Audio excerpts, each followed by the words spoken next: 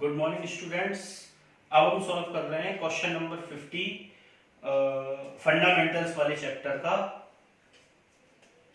क्योंकि कुछ स्टूडेंट्स ने मुझसे डिमांड करी है कि सर क्वेश्चन नंबर 50 करवाइए, इसलिए मैं इसको सॉल्व करवा रहा हूँ।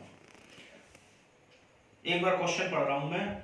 A and B are partners sharing profits in the ratio of 3:2 with capitals of 50,000, 30,000 respectively. Interest on capital is agreed at 6% per annum. B is to be allowed an annual salary of 2,500. A provision of 5% of net profit is to be made in respect of manager's commission and rent of 24,000 is to be accounted being payable to A.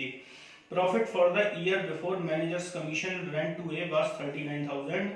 Prepare profit and loss account and partners capital account. हमें इस question में सबसे पहले profit and loss appropriation account तैयार करना है। Profit and loss appropriation account में सबसे पहले हम लिखते हैं current year profit. It means by profit and loss account.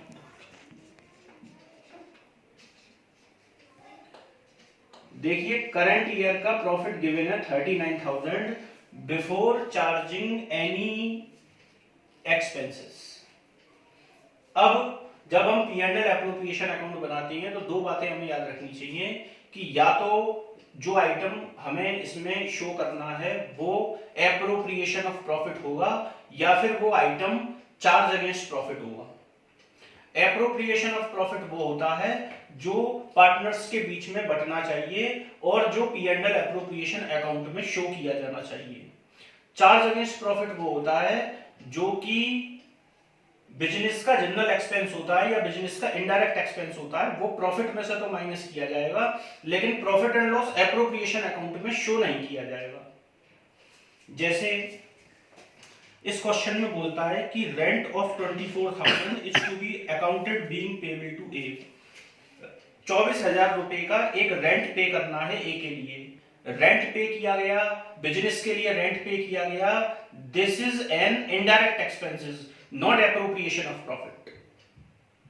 It means ये 24,000 का रेंट पे किया गया है, ये चार्ज अगेंस्ट प्रॉफिट है और चार्ज अगेंस्ट प्रॉफिट को हम P&L एप्रोप्रिएशन अकाउंट में शो नहीं कर सकते, लेकिन इसकी वजह से प्रॉफिट लेस हो जाएगा, इसलिए मैं प्रॉफिट में से इसको माइनस कर रहा हूं। दूसरी बात, एक बात और बोली है इसमें कि a provision of 5% of net profit is to be made in respect of manager commission. Manager commission के लिए 5% का प्रोविजन लगाना है। किस चीज पे? नेट प्रॉफिट पे। अब नेट प्रॉफिट क्या होगा कि 39,000 में से 24,000 को माइनस करके जो बचेगा वो नेट प्रॉफिट होगा। इसमें से इसको माइनस करके मैं देखता हूं तो 15,000 बचता है। 15,000 रुपीस पे 5% का मैनेजर कमीशन लगाया जाए तो वो आएगा 750। 39,000 में से दो चीजें जो चार्ज अगेंस्ट प्रॉफिट थी वो मैंने माइनस कर दी, एक तो रेंट था और एक मैनेजर कमीशन था। ये ध्यान रखा जाए कि जो मैनेजर कमीशन मैंने निकाला है वो रेंट को माइनस करने के बाद वाली फिगर के ऊपर निकाला है।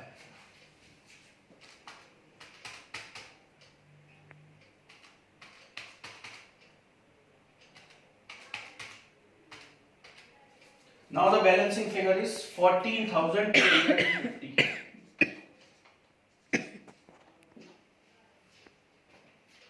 Now we have to write in debit side to interest on capital.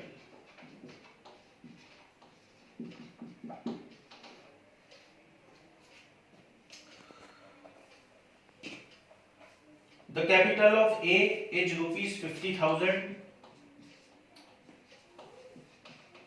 and the capital of B is rupees 30,000. We have to calculate 6%.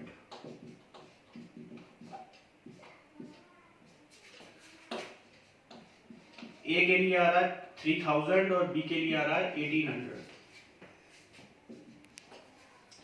एक और चीज गिवन है इस क्वेश्चन में कि B is to be allowed an annual salary of 2,500।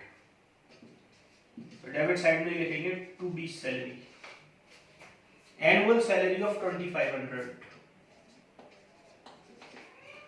Now the balancing figure should be transferred to capital account of A and B in their profit sharing ratio, and the profit sharing ratio are 3:2, that is 3/5 and 2/5.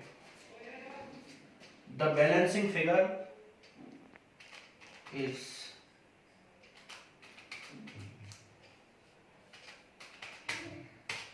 तो देखिए debit credit side के total में से debit side के total को minus करके जो balancing figure बच रही है वो बच रही है 6950. It should be distributed in their profit sharing ratio. The profit sharing ratio is 3/5 and 2/5.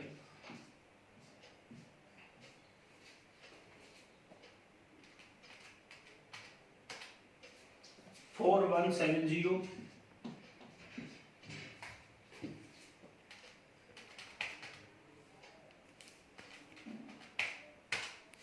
and 2780,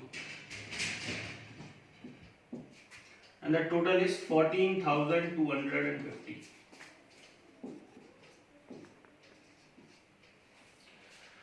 This is the solution.